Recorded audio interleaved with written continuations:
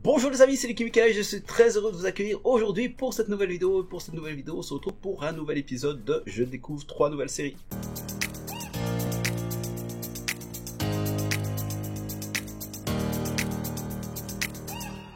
Et bien voilà les amis, ça faisait quelques temps que j'avais plus fait de vidéo, je voulais faire une petite pause après ma vidéo Manga Tech. En tout cas, merci beaucoup pour tous les abonnements ainsi que tous les retours. Et donc on est parti directement sur ma sélection.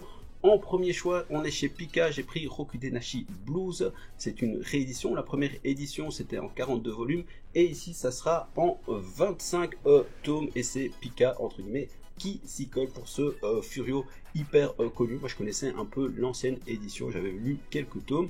En tout cas, ici, on se retrouve véritablement sur une très belle réédition.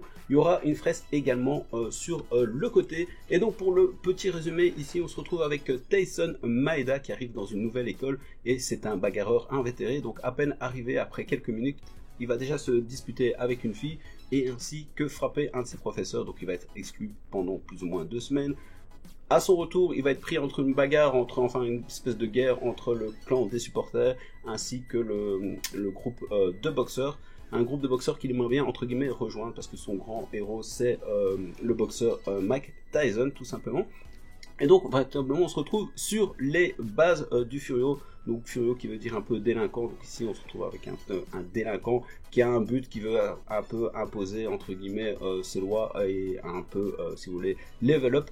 Et donc, du coup, il va se bagarrer. Je pense qu'il y a plus ou moins une bagarre toutes les 10 pages, entre guillemets. Je pense qu'il bagarre avec plus ou moins une trentaine de personnes dedans. Donc, c'est assez rythmé. Mais voilà, c'est quelqu'un d'assez, entre guillemets, avec un cœur pur, assez avec pas mal de valeurs, etc. Donc, véritablement, le terme Furio prend tout son sens dans ce manga. C'est pas très répandu le terme Furio parce que ça, voilà, c'est un peu parti dans tous les sens. Mais voilà, un peu la base entre guillemets du Furio en lui-même.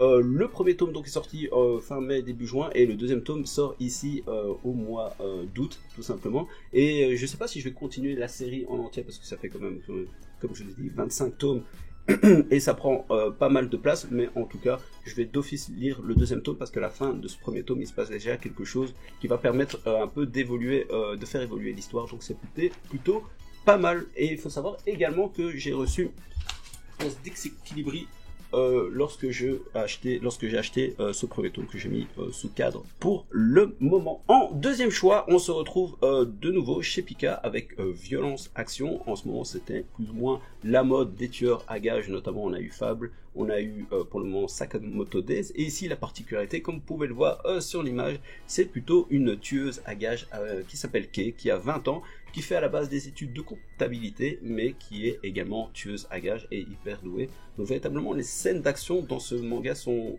hyper immersives. La tueuse est totalement skillée, etc. Elle voltige un peu dans tous les airs. Je vais vous montrer un peu quelques planches. Et donc pour le résumé, ben voilà, on va suivre un peu son quotidien, à la fois un peu des études, mais aussi de tueuse à gages, et principalement de tueuse à gages. Et qu'est-ce qui fait la particularité de ce personnage-là, en fait, c'est qu'elle a un comportement totalement atypique, c'est-à-dire qu'elle a tendance parfois à parler avec la cible qu'elle va assassiner, mais véritablement des conversations totalement futiles, comme on parlerait avec quelqu'un, je sais pas moi, dans un ascenseur ou à la caisse, etc. Et donc on se dit, c'est quoi son problème à cette fille, etc.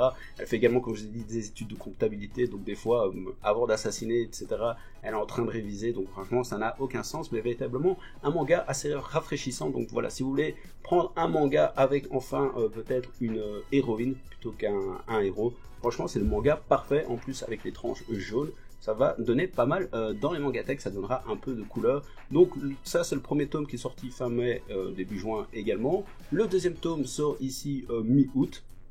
Et pour le moment c'est une série en cours avec 6 ou 7 volumes au Japon. Donc série toujours en cours. J'en profite, ben voilà, je suis toujours un peu à la traîne pour vous remontrer un peu les dessins de Rokudenashi Blues. Même si je vous avais montré un peu l'Exequilibri, mais voilà, c'est vraiment les dessins old school, etc. Vraiment un très bon manga. En dernier choix, là aussi c'est un peu la mode, c'est les webtoons versus manhwa. Donc ici on se trouve sur Druid of Seoul Station. Véritablement, on se retrouve encore chez Kabuki. C'est principalement eux qui font les éditions des manhwas et des webtoons. Et donc ici on va suivre l'histoire de Suho, ouais c'est ça, hein, ouais, de Suho qui se balade tout simplement à Séoul, donc la capitale de la Corée du Sud, et qui va être transporté dans un autre monde, il va avoir des éclairs, etc.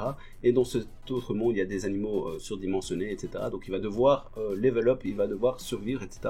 Et de manière totalement brutale, il va également pouvoir revenir dans le monde actuel, donc à Séoul tout simplement. Il va penser d'abord qu'il va rêver, il va voilà, rechercher sa famille, etc. Il va se rendre compte en fait que lors de cet événement, il y a eu plein d'éclairs, il y a eu également plein de portails qui ont été ouverts vers d'autres mondes qu'on va appeler des stations, des stations. Et du coup, il va avoir des nouvelles professions qui vont apparaître, des chasseurs, des druides, etc. Donc, d'où le nom un peu de l'œuvre, tout simplement. Et il va rejoindre un peu cette compagnie des druides où il va devoir un peu level up comme dans un jeu vidéo, avoir des nouvelles compétences, etc. Donc c'était assez rythmé. Les dessins aussi, franchement, c'est l'un des points forts du truc. Ça change totalement des mangas, hein. C'est pas véritablement le genre de dessin qu'on voit. Je sais aussi que certaines personnes ça les dérange parce que c'est le sens de lecture un peu des BD classiques, donc c'est pas inversé comme au Japon tout simplement. Moi personnellement ça me dérange pas, je trouve que ça rajoute toujours un petit plus, ça fait un petit changement, etc. Là je vous remonte aussi un peu la planche. Franchement les scènes d'action sont également très très bien faites, en plus avec les couleurs ça rajoute toujours un petit plus. Il faut savoir aussi que l'un pour moi des points forts justement c'est par rapport à cette action. Je trouve que l'auteur nous tient toujours en haleine, que ce soit entre les scènes d'action ainsi qu'en scène où on nous donne des informations, parce que parfois dans certaines œuvres il y a de la hype et après ça redescend et ainsi de suite, ça fait un peu les montagnes russes, mais ici pas du tout. Et la dernière chose que je voulais dire également par rapport à ça, c'est comme je vous ai dit, il level up. Et il faut savoir que quand j'ai lu, je lisais en même temps So I'm Spider So What.